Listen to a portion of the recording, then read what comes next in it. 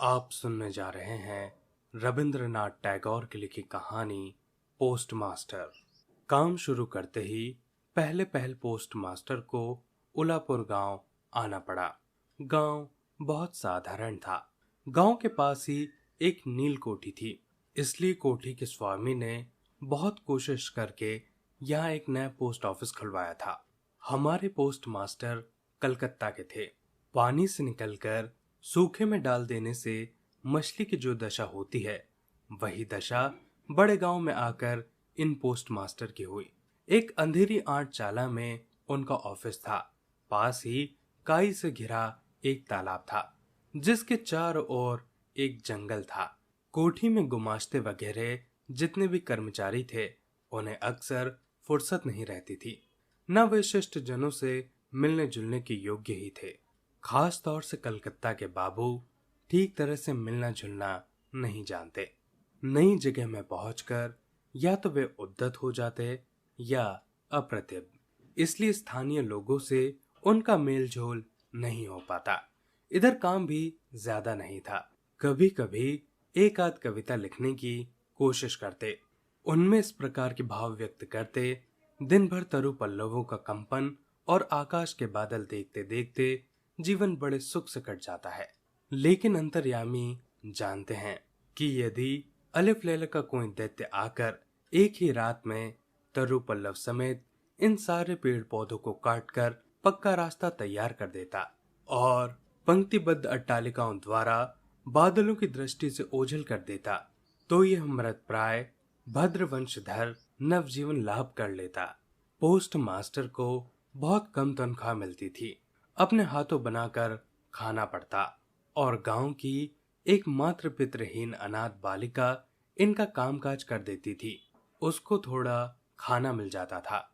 लड़की का नाम था रतन, उम्र 12-13।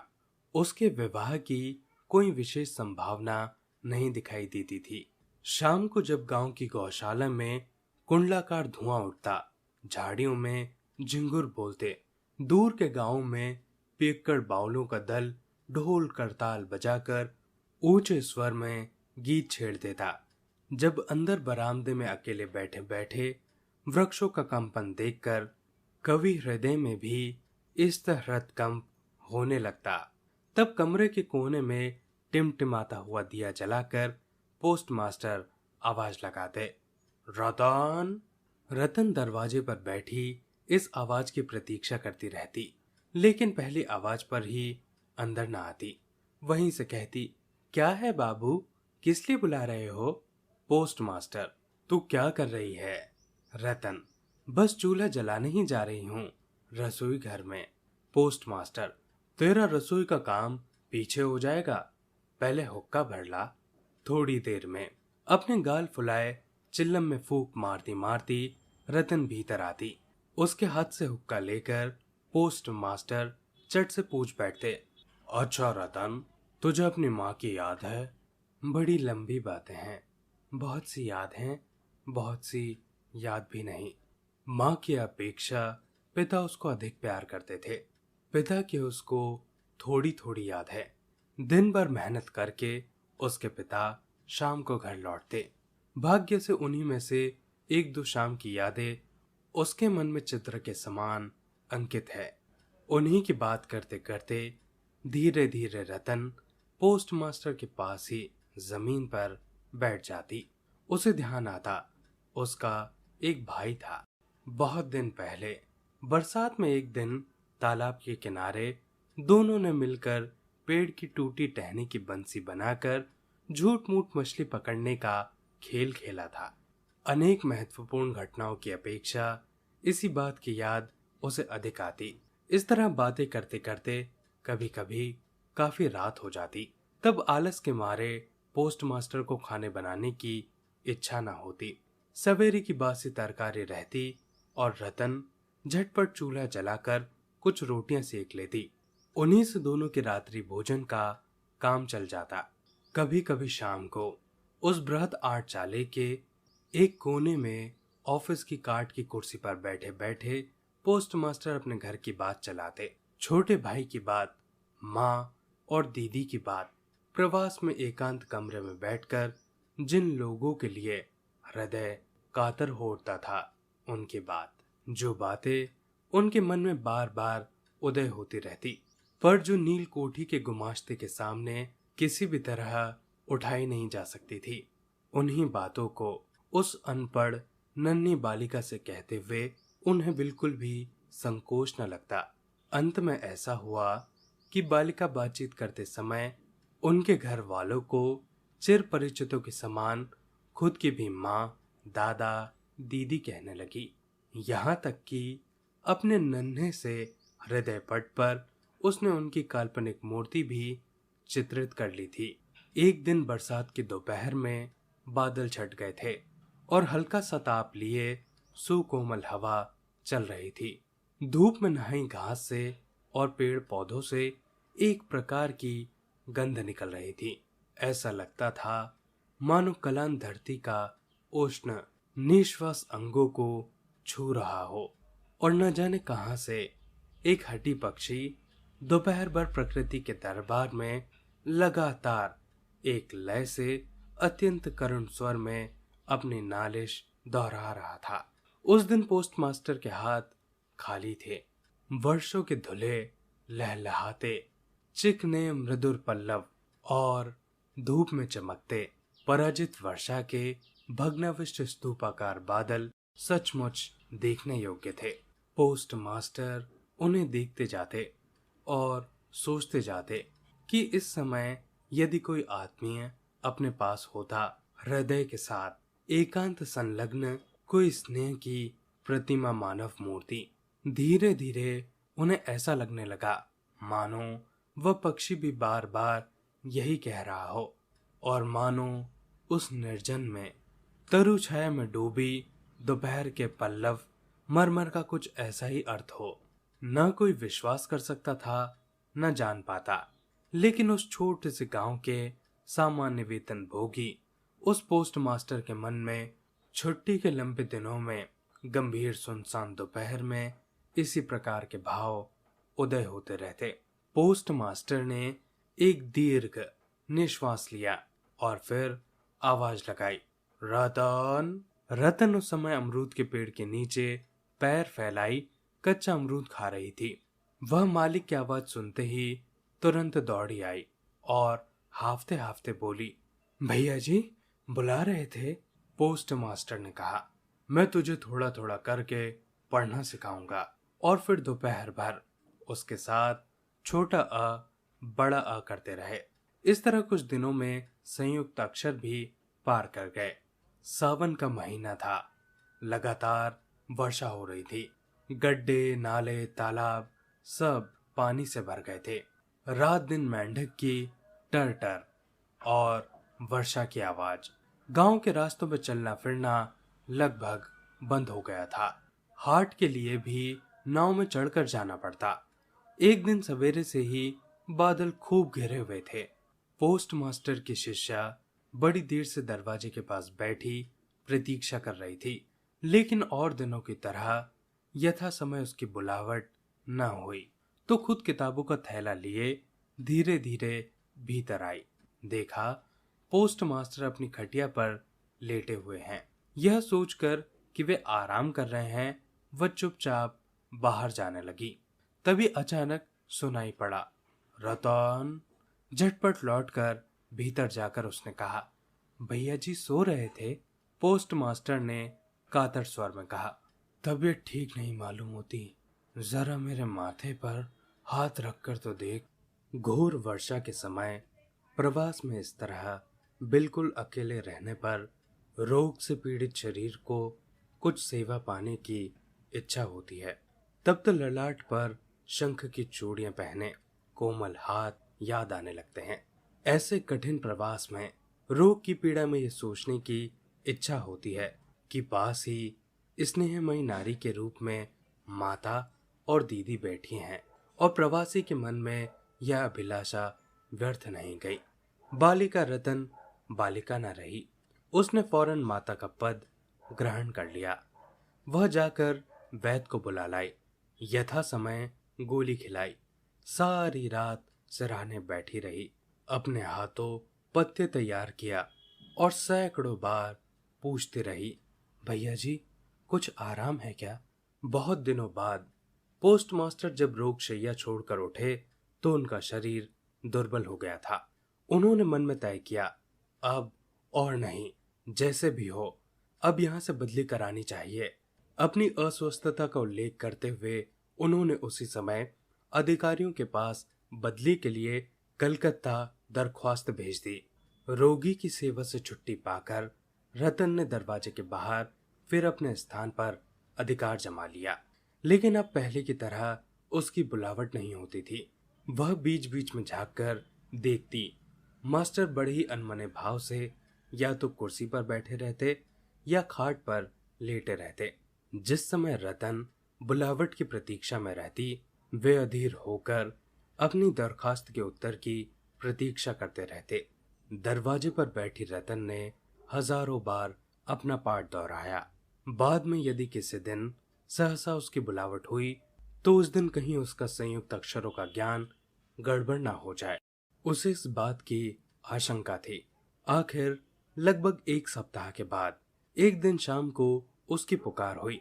कांपते हृदय से उसने भीतर प्रवेश किया और पूछा, भैया जी मुझे बुलाया था? पोस्टमास्टर ने कहा, रतन मैं कल ही चला जाऊंगा। रतन, आप कहाँ चले जाएंगे भैया जी? पोस्टमास्टर, घर जाऊंगा। रतन, फिर कब लौटेंगे? पोस्टमास्टर, अब मैं नहीं लौटूंगा। रतन ने और कोई बात नहीं पूछी। पोस्टमास्टर ने स्वयं ही उसे बताया था कि उन्होंने बदली की दरखास्त दी थी, पर दरखास्त नामंजूर हो गई, इसलिए वे इस्तीफा देकर घर चले जा रहे हैं। बहुत देर तक दोनों में से किसी ने कोई बात नहीं की। दिया टिमटिमाता रहा और घर के जीर्ण छप्पर को भेदकर वर्षा का पानी मिट्टी के सकोरों में टप टप करता टपकता रहा। बड़ी देर के बाद रतन धीरे से उठकर रसोई घर में रोटियां बनाने चली गई, पर आज और दिनों की तरह उसके हाथ जल्दी नहीं चल रहे थे। शायद उसके मन में रह रहकर तरह तरह की आशंकाएं उठ रही थी। जब पोस्टमास्टर भोजन कर चुके थे तब उसने पूछा, भैया जी मुझे अपने घर ले चलोगे? पोस्टमास्टर ने हंसकर कहा, वाह, ये कैसे हो सकता है? किन कारणों से यह बात संभव न थी? बालिका को यह समझाना उन्होंने आवश्यक नहीं समझा। रात भर जागते और स्वप्न देखते हुए बालिका के कानों में पोस्टमास्टर की हंसी मिश्रित स्वर गूंजते रहे। वाह, ये कैसे हो सकता है? सवेरे उठकर पोस्टमास्टर ने देखा कि उनके नहाने के लिए पानी पहले से ही रख दिया गया है। कलकत्ता की अपनी आदत के अनुसार वे ताजे पानी में ही स्नान करते थे। न जाने क्यों बालिका यह नहीं पूछ सकती थी कि वे सवेरे किस समय यात्रा करेंगे, बाद में कहीं तड़के ही जरूरत न पड़ जाए। यह सोचकर रतन उतनी रात में ही नदी से उनके नहाने के लिए पानी भरकर ले आई थी। स्नान समाप्त होते ही रतन की पुकार हुई। रतन ने चुपचाप भीतर प्रवेश किया और आदेश की प्रतीक्षा में मौन भाव से एक बार अपने मालिक की ओर देखा। मालिक ने कहा, रतन, मेरी जगह जो सज्जन आएंगे मैं उन्हें कह जाऊंगा, वह मेरी ही तरह तेरी देखभाल करेंगे। मेरे जाने से तुझे कोई चिंता करने की जरूरत नहीं। इसमें कोई संदेह नहीं है कि बातें अत्यंत स्नेहपूर्ण और दरियादे हृदय से निकली थी, किंतु नारी के हृदय को कौन समझ सकता है? रतन इसके पहले बहुत बार अपने मालिक के हाथों अपना तिरस्कार चुपचाप सहन कर चुकी थी, लेकिन इस कोमल बात को वह सहन न कर पाई। उसका हृदय एकाएक उमड़ आया और उसने रोते रोते कहा, नहीं नहीं, तुम्हें किसी को कुछ कहने की जरूरत नहीं, मैं नहीं रहना चाहती।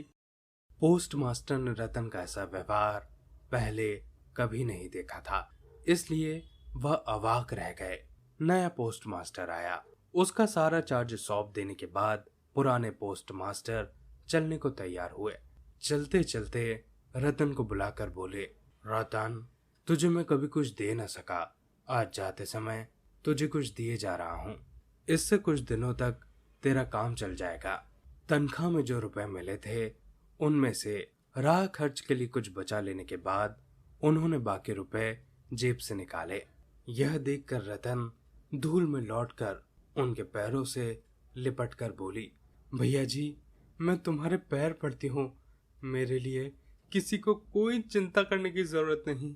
और वह यह कहते कहते वहां से तुरंत भाग गई। भूतपूर्व पोस्टमास्टर दीर्घ निश्वास लेकर हाथ में कारपेट का बैग लटकाए, कंधे पर छाता रखे, कूली के सर पर नीली सफेद धारियों से चित्रित टीन की पेटी रखवाकर धीरे धीरे नाव की ओर चल दिए। जब वे नौका पर सवार हो गए और नाव चल पड़ी, वर्षा से उमड़ी नदी धरती की छलछलाती अश्रुधारा के समान चारों ओर छलछल करने लगी। तब वे अपने हृदय में एक तीव्र व्यथा अनुभव करने लगे। एक साधारण ग्रामीण बालिका के करुण मुख का चित्र मानो विश्वव्यापी बृहद अव्यक्त मर्म व्यथा प्रकट करने लग गया। एक बार बड़ी जोर से उनकी इच्छा हुई कि लौट जाएं और जगत की गोद से वंचित उस अनाथनी को साथ ले आएं, लेकिन तब तक पाल में हवा भर गई थी। वर्षा का प्रवाह और भी तेज हो गया था। गांव को पार कर चुकने के बाद नदी किनारे का शमशान दिखाई दे रहा था और नदी की धारा के साथ बढ़ते हुए पथिक के उदास हृदय में सत्य उदित हो रहा था। जीवन में न जाने कितना वियोग है, कितना मरण है, लौटने का क्या लाभ, संसार में कौन किसका है। लेकिन रतन के हृदय में किसी भी सत्य का उदय नहीं हुआ। वह उस पोस्ट ऑफिस के चारों ओर चुपचाप आंसू बहाती चक्कर काटती रही। शायद उसके मन में हल्की सी आशा जीवित थी कि हो सकता है भैया जी वापस लौट आए। आशा के इस बंधन में बंधी वह किसी भी तरह दूर नहीं जा पा रही थी। हाय रे बुद्धिहीन मानव हृदय, तेरी भ्रांति किसी भी तरह नहीं मिटती। युक्ति शास्त्र का तर्क बड़ी देर बाद मस्तिष्क में प्रवेश करता है। प्रबल से प्रबल प्रमाण भी अविश्वास करके मिथ्या आशा को अपनी दोनों बाहों में जकड़कर तू भरसक छाती से चिपकाए रहता है। अंत में एक दिन सारी नाड़ियां काटकर हृदय का सारा रक्त चूसकर वह निकल भागती है। तब होश आते ही मन किसी दूसरी भ्रांति के जाल में बन जाने के लिए व्याकुल हो उठता है। दोस्तों, ये थी पूरी कहानी। आप सुन रहे थे रविंद्रनाथ टैगोर की लिखी कहानी पोस्टमास्टर। आप सुनने जा रहे हैं रविंद्रनाथ टैगोर की लिखी कहानी दी होमकमिंग। फटिक चक्रवर्ती गांव के लड़कों का मुखिया था। उसके मन में एक नई शरारत सूझी। नदी के किनारे कीचड़ वाले स्थान पर एक भारी लकड़ी का लट्ठा पड़ा था, जिसे नाव के मस्तूल के रूप में गढ़ा जाना था। मस्तूल शब्द का अर्थ होता है खंबा या फिर डंडा, जिस पर पाल बांधे जाते हैं। यह शब्द समुद्री जहाजों के संदर्भ में इस्तेमाल किया जाता है। उसने यह तय किया कि वे सब मिलकर इस लकड़ी के लट्ठे को अपनी पूरी ताकत से खिसकाकर जगह से हटा देंगे और दूर लुढ़का देंगे। लट्ठे का मालिक गुस्से में हैरान हो जाएगा और उन्हें खूब मजा आएगा। हर किसी ने इस प्रस्ताव का समर्थन किया और यह सर्वसम्मति से पास हो गया। लेकिन जैसे ही मजा शुरू होने वाला था, फटिक का छोटा भाई यानी कि माखन वहां पर आ गया और चुपचाप लट्ठे पर बैठ गया। लड़के कुछ पल के लिए उलझन में पड़ गए। लड़कों में से एक ने उसे थोड़ा हल्के से धक्का दिया और उठने को कहा, लेकिन माखन बेफिक्र रहा। वह किसी युवा दार्शनिक की तरह लग रहा था जो खेलों की व्यर्थता पर विचार कर रहा हो। फटिक को गुस्सा आ गया। उसने चिल्लाकर कहा, माखन, अगर तुम अभी नीचे नहीं उतरे तो मैं तुम्हें मारूंगा। माखन ने बस एक और आरामदायक स्थिति ले ली। अब अगर फटिक को अपनी शाही प्रतिष्ठा बनाए रखनी थी तो उसे अपनी धमकी को अंजाम देना था। लेकिन इस महत्वपूर्ण क्षण में उसकी हिम्मत जवाब दे गई। हालांकि उसके तेज दिमाग ने एक नई चाल सोची जिससे उसके भाई को हराया जा सके और उसके चेलों को भी मजा आ जाए। उसने यह आदेश दिया कि लट्ठे को माखन के साथ ही लुढ़काया जाए। माखन ने यह आदेश सुना और अपनी प्रतिष्ठा बनाए रखने के लिए और भी मजबूती से बैठ गया। लेकिन वह ये भूल गया था, जैसे कि बाकी मामलों में नाम कमाने वाले भूल जाते हैं, कि इसमें खतरा भी है। लड़कों ने पूरी ताकत से लट्ठे को लड़काना शुरू किया और चिल्लाए, 1 2 3 चलो चलो के शब्दों के साथ लट्ठा लुढ़क गया और उसके साथ माखन का दर्शन, गौरव सब समाप्त हो गया। बाकी लड़के खुशी से चिल्लाने लगे, लेकिन फटिक थोड़ा डर गया। उसे पता था कि अब क्या होने वाला है और वाकई माखन जमीन से उठा, गुस्से में चीखता हुआ और अंधाधुंध फटिक पर टूट पड़ा। उसने फटिक का चेहरा नोचा, मारा और लात मारी और फिर रोता हुआ घर चला गया। नाटक का पहला अंक समाप्त हुआ। फटिक ने अपना चेहरा पोंछा और नदी के किनारे एक डूबी हुई नाव के किनारे बैठकर घास चबाने लगा। तभी एक नाव किनारे आकर रुकी और एक अधेड़ उम्र का आदमी, जिसके बाल सफेद और मूछें काली थी, उतरकर किनारे आया। उसने लड़के को यहां बैठे देखा और पूछा, चक्रवर्ती का घर कहाँ है? फटिक घास चबाते हुए बोला, उधर। लेकिन यह समझाना मुश्किल था कि वह कहाँ इशारा कर रहा है। उस आदमी ने फिर से पूछा। उसने नाव के किनारे अपने पैर झुलाए और कहा, जाकर पता कर लो, और फिर से घास चबाने लगा। लेकिन अब घर से एक नौकर आया और फटिक को बताया कि उसकी माँ उसे बुला रही है। फटिक ने जाने से इनकार कर दिया, लेकिन इस बार नौकर ही मालिक बन गया।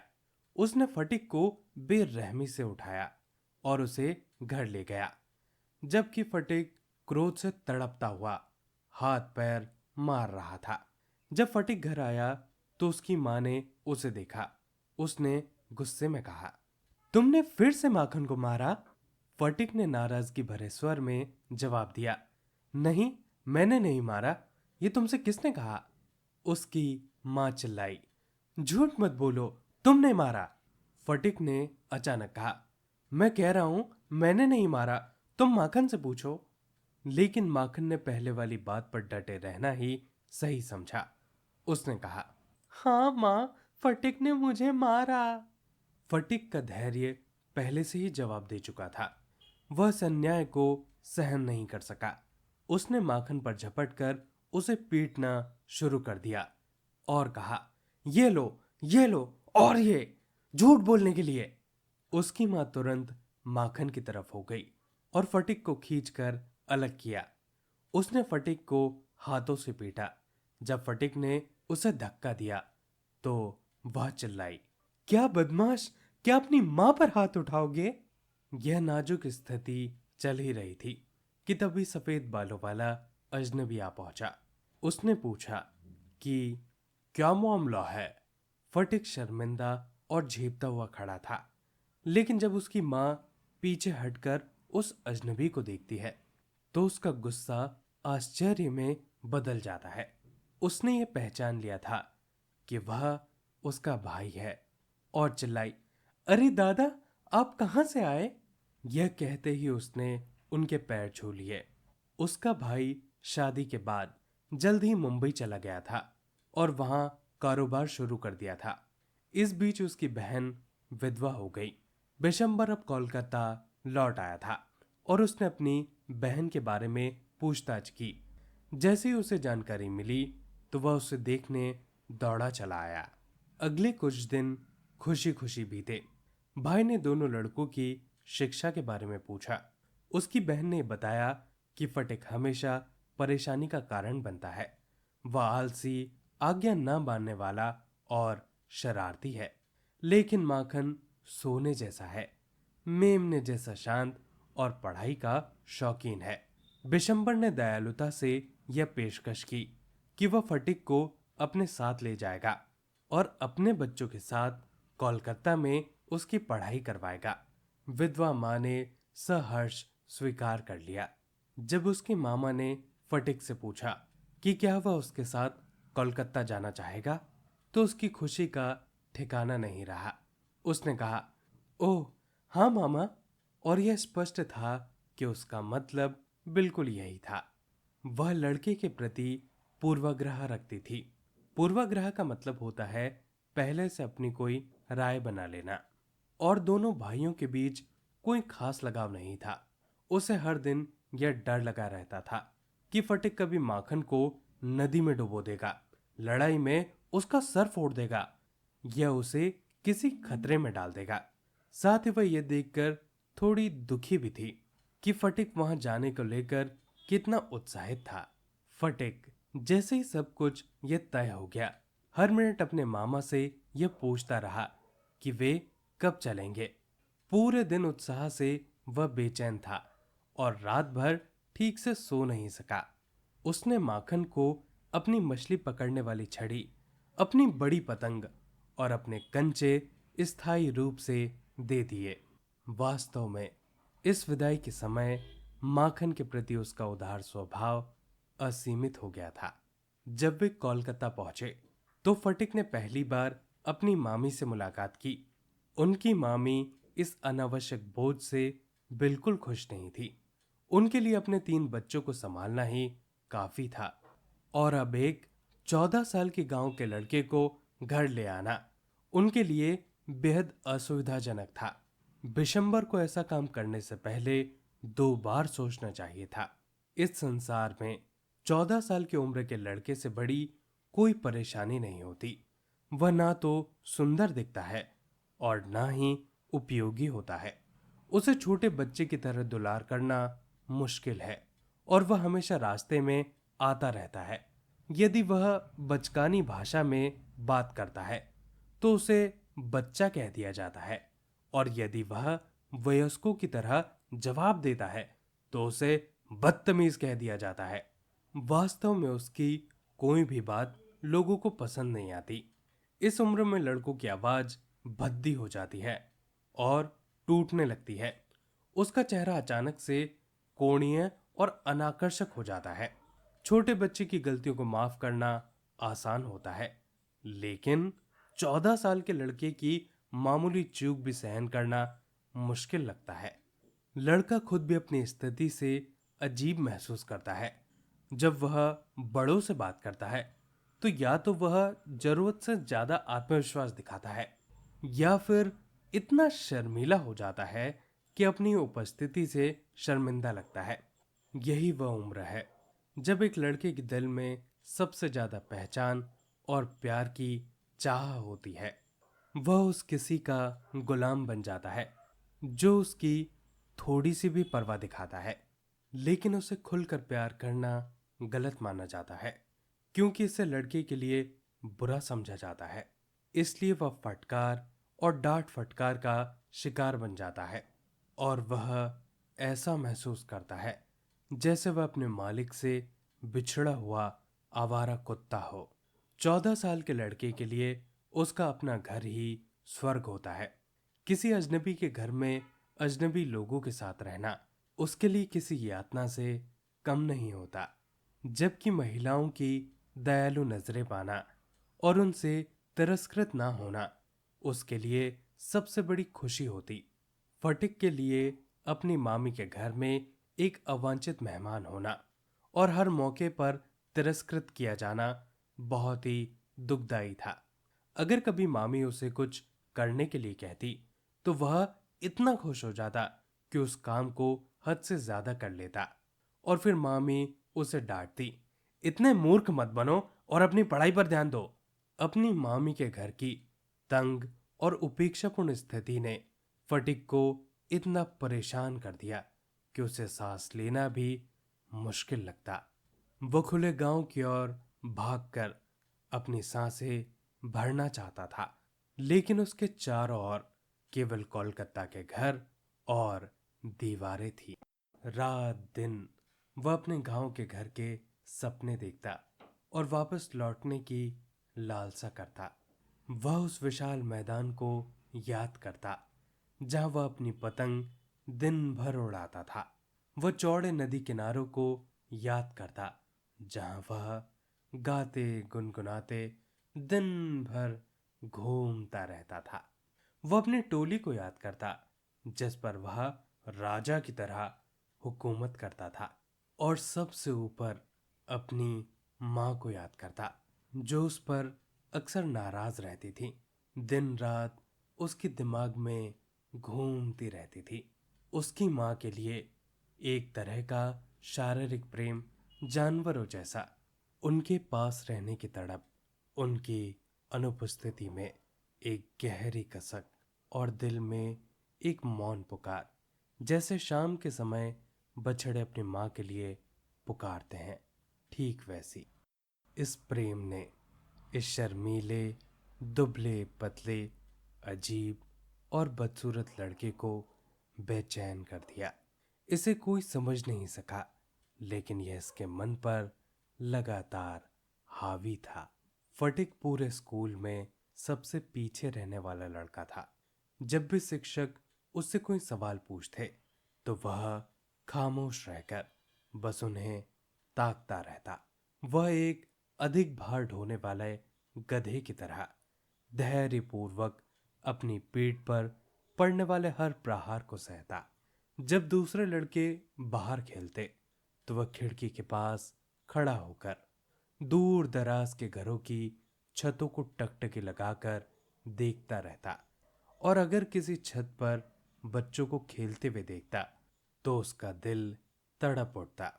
एक दिन उसने हिम्मत जुटाई और अपने मामा से पूछा, मामा, मैं घर कब जा सकता हूं? मामा ने जवाब दिया, छुट्टियों तक इंतजार करो। लेकिन छुट्टियां नवंबर में थी और अभी बहुत समय बाकी था। एक दिन फटिक की पाठ्य पुस्तक खो गई। किताबों की मदद से भी पढ़ाई करना उसके लिए बेहद कठिन था। अब तो यह असंभव ही हो गया था। दिन पर दिन शिक्षक उसे निर्दयता से डांटते और पीटते रहे। उसकी हालत इतनी दयनीय हो गई कि उसके चचेरे भाई भी उसे अपनाने में शर्म महसूस करने लगे। वे उसे और भी ज्यादा चढ़ाने और अपमानित करने लगे। आखिरकार वह अपनी मामी के पास गया और उन्हें बताया कि उसकी किताब खो गई है। उसकी मामी ने तिरस्कार भरे होठों से कहा, तुम जैसे बड़े बेढंगे गवार लड़के के लिए मैं अपने परिवार के साथ तुम्हारे लिए हर महीने 5 नई किताबें कैसे खरीद सकती हूं? उस रात स्कूल से लौटते वक्त फटिक को बहुत तेज सिर दर्द और ठंड लगने लगी। उसे महसूस हुआ कि उसे मलेरिया का बुखार होने वाला है। उसका सबसे बड़ा डर यही था कि वह अपनी मामी के लिए परेशानी का कारण बन जाएगा। अगली सुबह फटिक कहीं दिखाई नहीं दिया। आस पड़ोस में सभी जगह खोजने के बाद भी उसका कोई पता नहीं चला।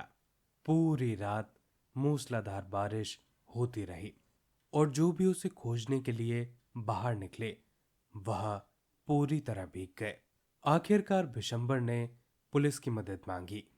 दिन के अंत में एक पुलिस वैन घर के दरवाजे के सामने आकर रुकी। अब भी बारिश हो रही थी और गलियां पानी से लबालब भरी हुई थी। 2 सिपाही फटिक को अपनी बाहों में लेकर बाहर निकले और उसे बिशंबर के सामने लेटा दिया। वह सिर से पैर तक भीगा हुआ था। कीचड़ से लथपथ उसका चेहरा और आंखें बुखार से लाल थी और उसके अंग कांप रहे थे। बिशंबर उसे अपनी बाहों में उठाकर अंदर ले गए। जब उसकी पत्नी ने उसे देखा तो वह बोल पड़ी, इस लड़के ने हमें कितना कष्ट दिया है, क्या इसे घर वापस भेज देना बेहतर नहीं होगा? फटिक ने उनकी बात सुनी और जोर से रोने लगा। मामा, मैं घर से जा ही रहा था, लेकिन उन्होंने मुझे वापस खींच लिया। बुखार बहुत तेज हो गया और पूरी रात फटिक बेहोशी की हालत में बड़बड़ाता रहा। बिशंबर ने डॉक्टर बुलाया। फटिक ने बुखार से तपती आंखें खोली, छत की ओर देखा और खाली खाली स्वर में कहा, मामा, क्या छुट्टियां आ गई हैं? क्या मैं घर जा सकता हूँ?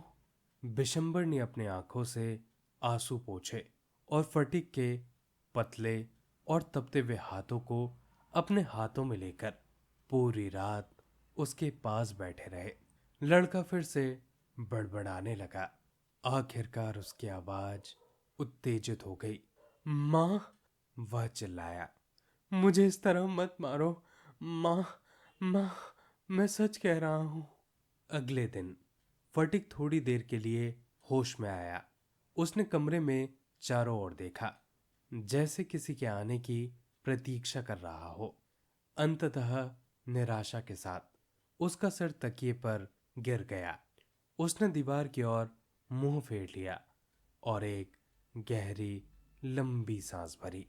बिशंबर उसके विचारों को समझ गए और उसके पास झुककर फुसफुसाए, फटीक, मैंने तुम्हारी माँ को बुला लिया है। दिन बीतता गया। डॉक्टर ने चिंतित स्वर में कहा, लड़की की हालत बेहद नाजुक है। फटीक चिल्लाने लगा, माप लो, 3 फातम, माप लो, 4 फातम, माप लो। उसने नदी पर चलने वाले स्टीमर के नाविकों को मछली पकड़ने की डोरी का माप लेते हुए सुना था। अब वह एक असीम गहराई को माप रहा था। दोपहर में फटीक की माँ आंधी की तरह कमरे में दाखिल हुई और इधर उधर झूमने लगी और जोर जोर से रोने चिल्लाने लगी।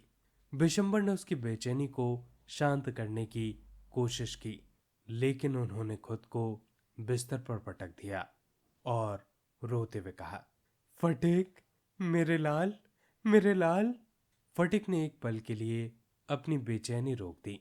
उसके हाथ पांव ऊपर नीचे होना बंद हो गए। उसने कहा, क्या?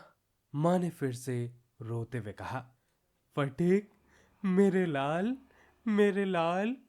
फटीक ने बहुत धीरे धीरे अपना सिर घुमाया और बिना किसी को देखे हुए उसने कहा, माँ, छुट्टियां आ गई। दोस्तों, ये थी पूरी कहानी। आशा करता हूँ कि आपको एक कहानी अच्छी लगी होगी। ऐसी और कहानियाँ सुनने के लिए इस वीडियो को लाइक कीजिए और चैनल को सब्सक्राइब कीजिए। अपने आसपास सफाई बनाए रखें और एक पेड़ ज़रूर लगाएं। आप सभी का बहुत बहुत धन्यवाद। आप सुनने जा रहे हैं रविंद्रनाथ टैगोर की लिखी कहानी काबुलीवाला। मेरी 5 वर्ष की छोटी लड़की मिनी से पल भर भी बात किए बिना नहीं रहा जाता। दुनिया में आने के बाद भाषा सीखने में उसने सिर्फ 1 ही वर्ष लगाया होगा। उसके बाद से जितनी देर तक वह सो नहीं पाती है, उस समय तक वह एक पल भी चुप्पी में नहीं खोती। उसकी माता बहुधा डांट फटकार कर उसकी चलती हुई जुबान बंद कर देती, किंतु मुझसे ऐसा नहीं होता। मिनी का मौन मुझे ऐसा अस्वाभाविक सा प्रतीत होता था कि मुझसे अधिक देर तक नहीं सहा जाता, और यही कारण है कि मेरे साथ उसके भावों का आदान प्रदान कुछ अधिक उत्साह के साथ होता रहता।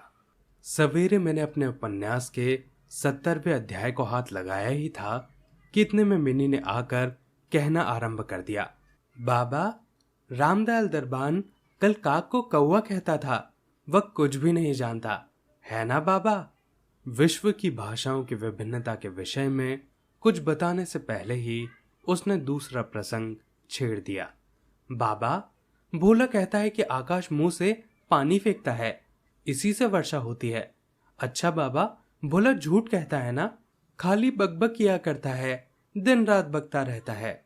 इस विषय में मेरी राय की तनिक भी राह ना देखकर चट से धीमे स्वर में एक जटिल प्रश्न कर बैठी, बाबूजी, मत तुम्हारी कौन लगती है?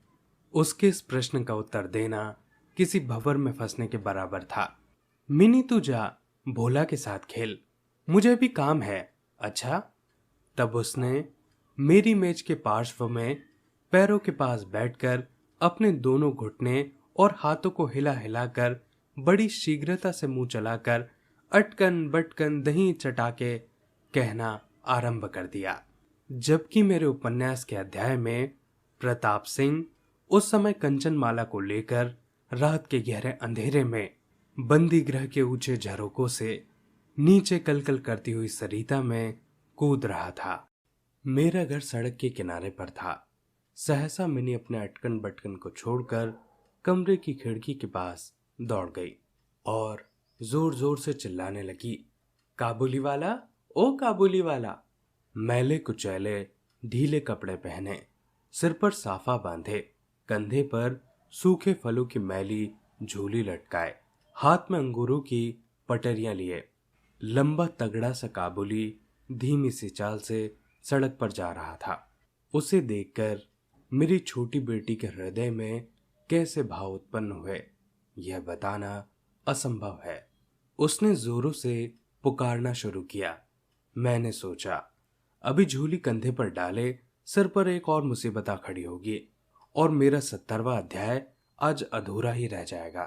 किंतु मिनी के चिल्लाने पर जो ही काबुली ने हंसते हुए उसकी ओर मुंह फेरा और घर की ओर बढ़ने लगा, त्यों ही मिनी भय खाकर भीतर भाग गई।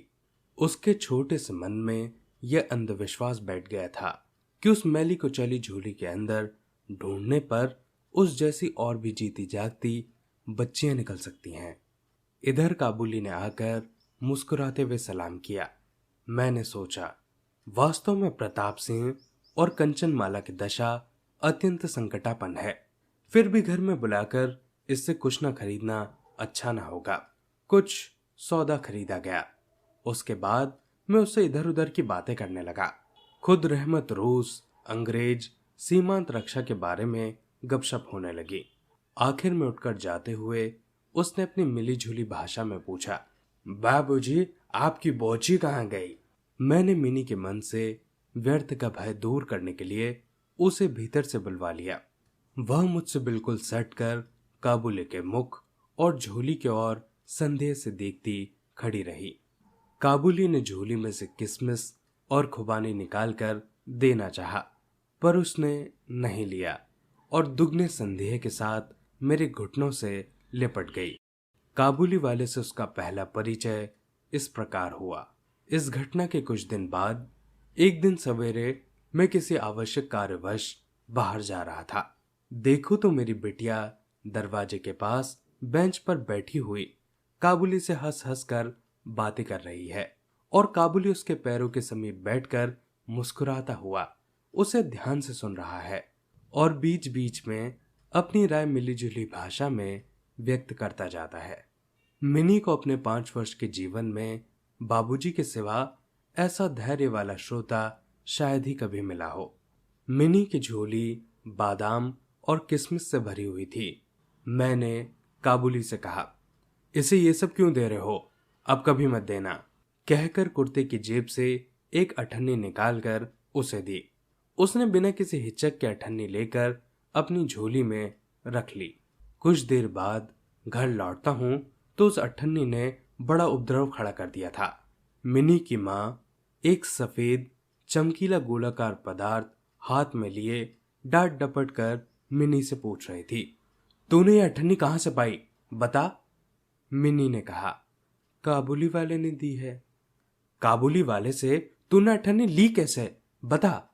मिनी ने रोने का उपक्रम करते हुए कहा, मैंने मांगी नहीं, उसने अपने आप ही दी है। मैंने जाकर मिनी के उस अकस्मात मुसीबत से रक्षा की और उसे बाहर ले आया।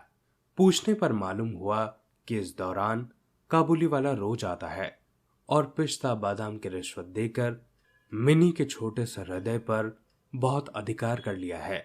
देखा कि इस मित्रता में बंधी हुई बातें और हंसी ही प्रचलित है। जैसे ही मेरी बिटिया रहमत को देखती है, हंसते हुए पूछती है, काबुली वाला, ओ काबुली वाला, तुम्हारी झोली के भीतर क्या है? काबुली, जिसका नाम रहमत था, एक अनावश्यक चंद्र बिंदु जोड़कर मुस्कुराते हुए उत्तर देता, हाँ बिटिया। उसके परिहास का रहस्य क्या है यह तो नहीं कहा जा सकता, फिर भी नए मित्रों को इससे तनिक विशेष खेल सा प्रतीत होता है। और जाड़े के प्रभात में एक सयाने और एक बच्ची की सरल हंसी सुनकर मुझे भी बड़ा अच्छा लगता। उन दोनों मित्रों में और भी एक बात प्रचलित थी। रहमत मिनी से कहता, तुम ससुराल कभी नहीं जाना? अच्छा, हमारे देश में लड़कियां जन्म से ही ससुराल शब्द से परिचित रहती हैं, किंतु हम लोग नई पीढ़ी के होने के कारण इतनी सी बच्ची को ससुराल के विषय में विशेष ज्ञानी नहीं बना सकते थे। अतः रहमत का अनुरोध वह स्पष्ट रूप से नहीं समझ पाती थी। इस पर भी किसी बात का उत्तर दिए बिना चुप रहना उसके स्वभाव से बिल्कुल ही विरुद्ध था। उल्टे रहमत से ही पूछती, तुम ससुराल कब जाओगे? रहमत काल्पनिक ससुर के लिए अपना जबरदस्त घूंसा तान कर कहता, हम ससुराल को मारेगा। सुनकर मिनी ससुर नामक किसी अनजान जीव की दुर्वस्था की कल्पना करके खूब हंसती। देखते देखते जाड़ी की सुहावनी ऋतु आ गई। पूर्व युग में इसी समय राजा लोग दिग्विजय होने के लिए कूच करते थे। मैं कलकत्ता छोड़कर कभी कहीं नहीं गया, शायद इसलिए मेरा मन ब्रह्मांड में घूमा करता है, यानी मैं अपने घर में ही चिर प्रवासी हूं। बाहरी ब्रह्मांड के लिए मेरा मन सर्वदा आतुर रहता है। किसी विदेश का नाम आगे आते ही मेरा मन वहीं की उड़ान लगाने लगता। इसी प्रकार किसी विदेशी को देखते ही तत्काल मेरा मन सरिता पर्वत बीहड़ वन के बीच एक कुटीर का दृश्य देखने लगता और एक उल्लासपूर्ण स्वतंत्र जीवन यात्रा की बात कल्पना में जाग उठती। इधर देखा तो मैं भी इस प्रकृति का प्राणी हूं, जिसका अपना सर छोड़कर बाहर निकलने में सर कटता है। यही कारण है कि सवेरे के समय अपने छोटे से कमरे में मेज के सामने बैठकर उस काबुली से गपशप लड़ाकर बहुत कुछ भ्रमण का काम निकाल लिया करता हूं। मेरे सामने काबुल का पूरा चित्र खिंच जाता है।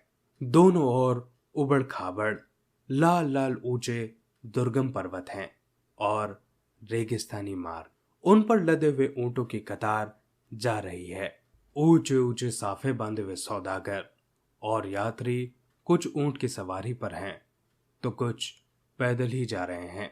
किन्हीं के हाथों में बर्छा है तो कोई बाबा आदम के जमाने की पुरानी बंदूक थामे हुए है।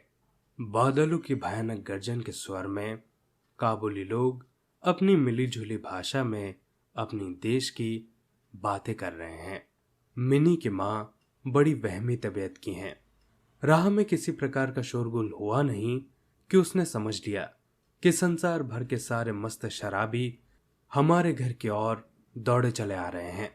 उसके विचारों में यह दुनिया इस छोर से उस छोर तक चोर डकैत मस्त शराबी सांप बाघ रोगों मलेरिया तिलचट्टों और अंग्रेजों से भरी पड़ी है। इतने दिन हुए इस दुनिया में रहते हुए फिर भी उसके मन का यह रोग दूर नहीं हुआ। रहमत काबुली की ओर से भी वह पूरी तरह निश्चिंत नहीं थी। उस पर विशेष नजर रखने के लिए मुझसे बार बार अनुरोध करती रहती।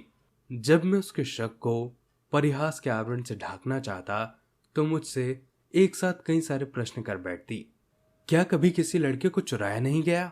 क्या काबुल में गुलाम नहीं बिकते?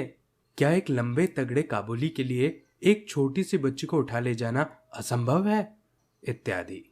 मुझे मानना पड़ता कि यह बात बिल्कुल असंभव नहीं है। भरोसा करने की शक्ति सब में समान नहीं होती। अतः मिनी की मां के मन में यह भय रह गया, लेकिन केवल इसीलिए बिना किसी दोष के रहमत को अपने घर आने से मना न कर सका। हर वर्ष रहमत माघ के महीने में लगभग अपने देश लौट जाता है। इस समय वह अपने व्यापारियों से रुपया पैसा वसूल करने में तल्लीन रहता है।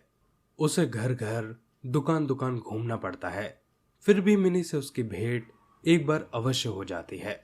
देखने में तो ऐसा प्रतीत होता है कि दोनों के मध्य किसी षड्यंत्र का श्री गणेश हो रहा है।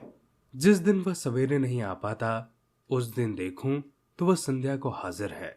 अंधेरे में घर के कोने में उस ढीले ढाले जामा पजामा पहने झोली वाले लंबे तगड़े आदमी को देखकर सचमुच ही मन में अचानक भय सा पैदा हो जाता है।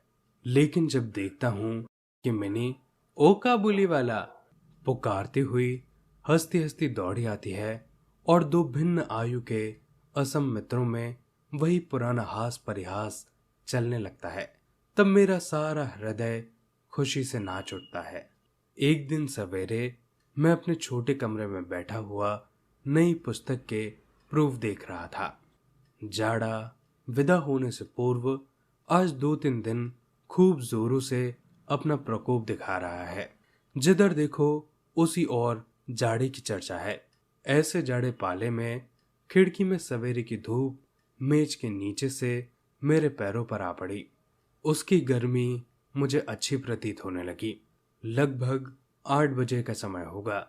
सर से मफलर लपेटे उषा चरण सवेरे की सैर करके घर की ओर लौट रहे थे। ठीक इस समय राह में बड़ी जोर से शोर सुनाई दिया।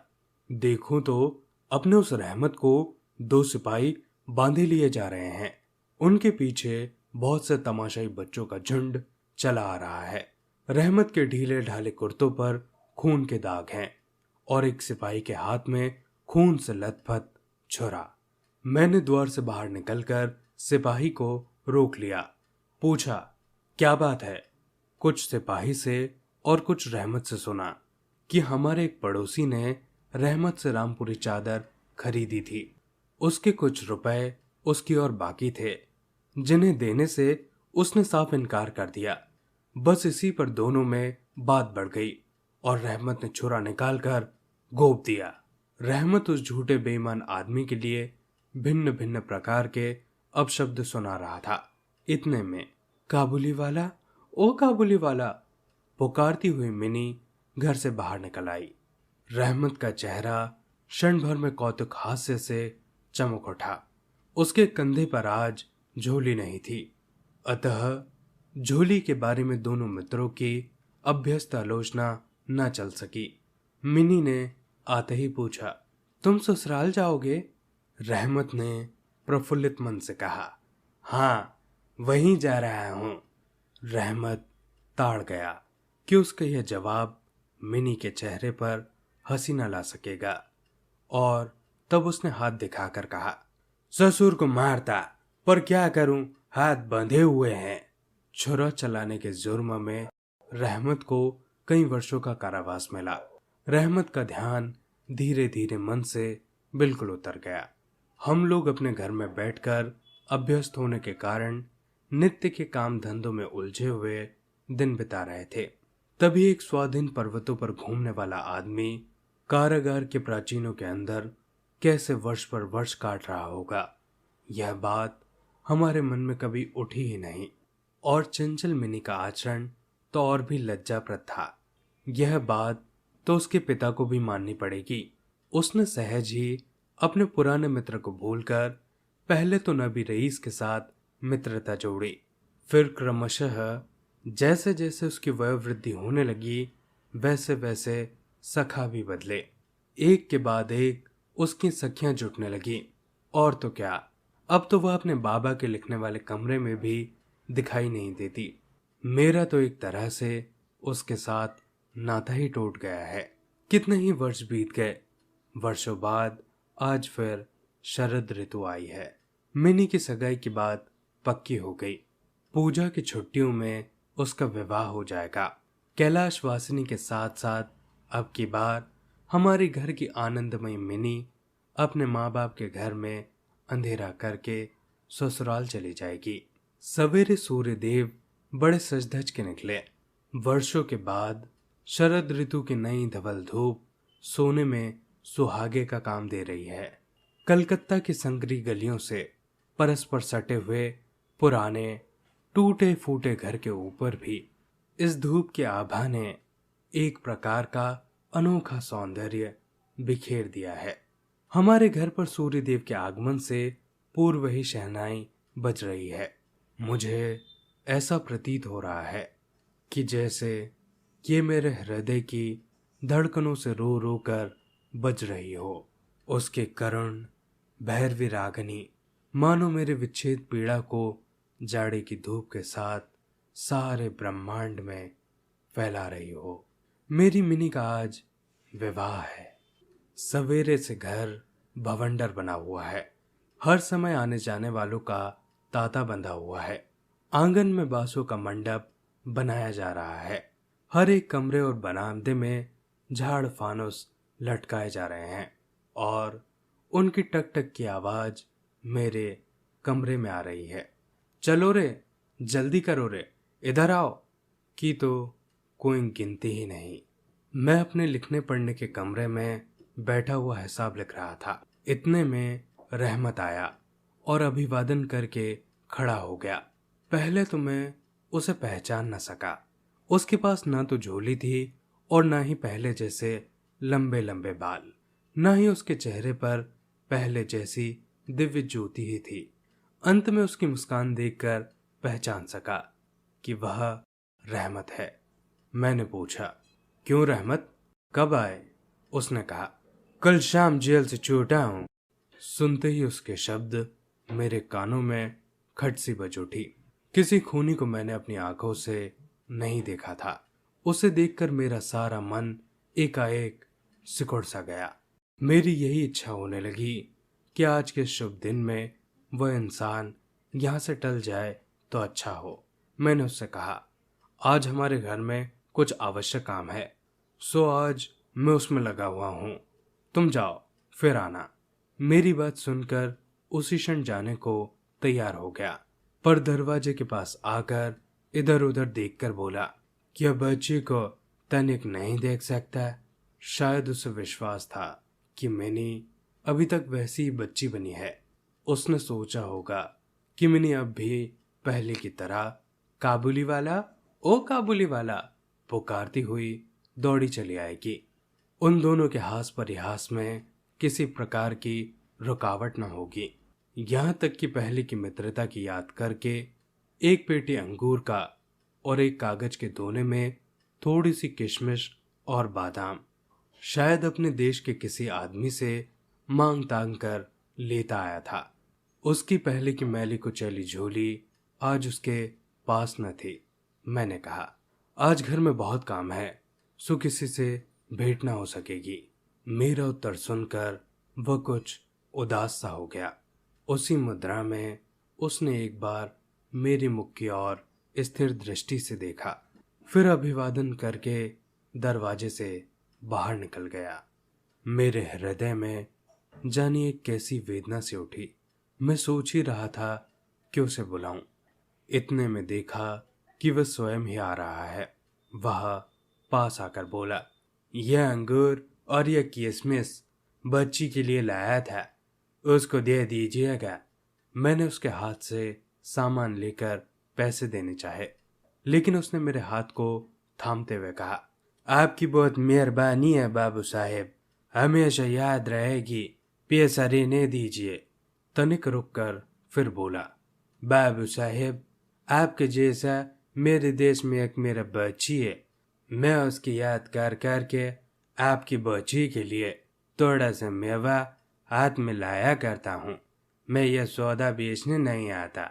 कहते हुए उसने ढीले ढाले कुर्ते के अंदर हाथ डालकर छाती के पास से एक मैला कुचैला मुड़ा हुआ कागज का टुकड़ा निकाला और बड़े जतन से उसकी चारों तहें खोलकर दोनों हाथों से उसे फैलाकर मेरी मेज पर रख दिया। देखा कि कागज के उस टुकड़े पर एक नन्हे से हाथ के छोटे से पंजे की छाप है, फोटो नहीं, तेल चित्र नहीं। हाथ में थोड़ी सी कालिक लगाकर कागज के ऊपर उसी का निशान ले लिया गया है।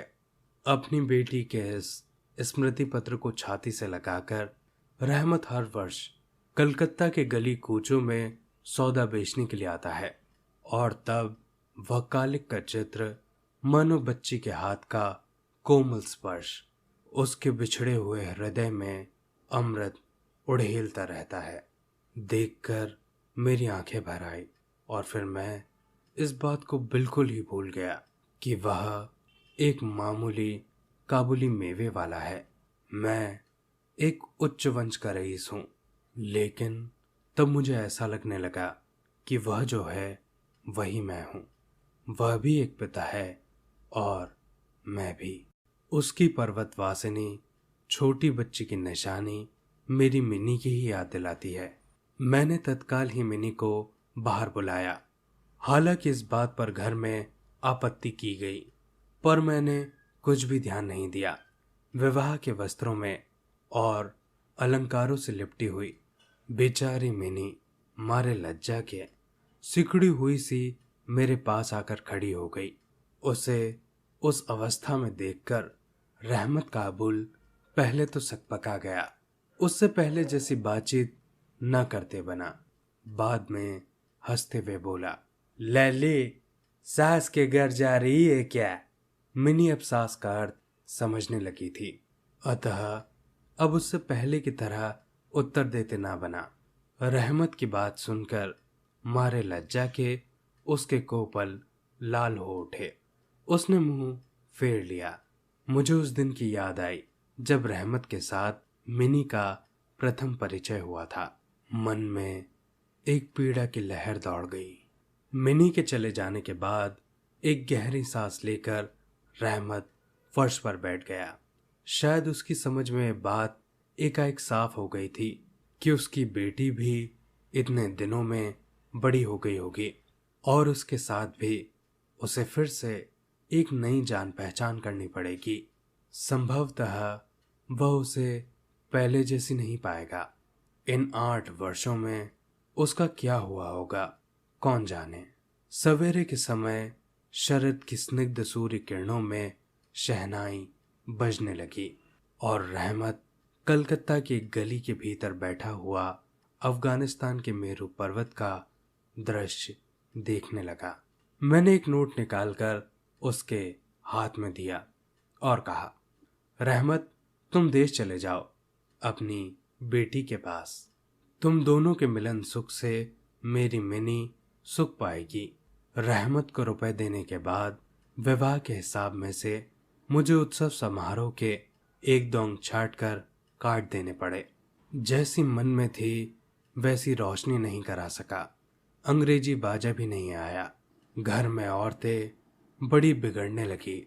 सब कुछ हुआ, फिर भी मेरा विचार है कि आज एक अपूर्व ज्योत्सना से हमारा शुभ अवसर उज्जवल हो उठा।